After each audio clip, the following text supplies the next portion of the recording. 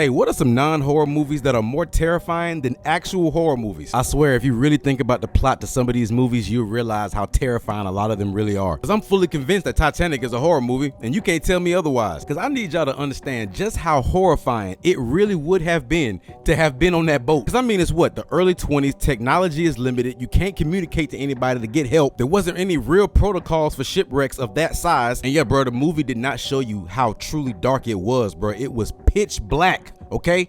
Terrifying. My very first video on this app was talking about how terrifying The Matrix actually is, and that's a point that I still stand on. Bro, everything about the premise of this movie is absolutely dreadful. Not only are you living in a post-apocalyptic Earth, you don't even know what year it is. You spend your whole life escaping from machines in the real world, and if you don't want to deal with that, you have to accept the fact that you are just a computer program in a simulation. Horror movie. I don't want to hear nothing else, bro. Oh my God, I sound like a broken record. How many times do we have to explain to y'all that Jurassic Park is a horror movie? Studio really let that happy ass theme song convince the audience that this was some family friendly adventure. Nah, dog, this is a sci-fi horror creature feature, and there's nothing else that you can tell me to convince me otherwise. Jumanji is one of the most fun movies ever made. It is a true 90s kid childhood classic.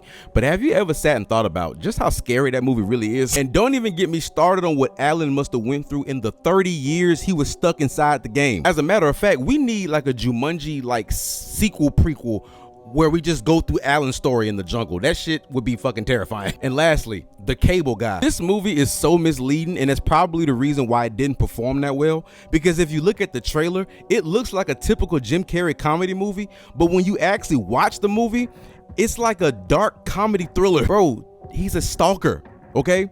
This is a psychological horror film about a stalker who's like mentally ill, who puts cable in people's houses.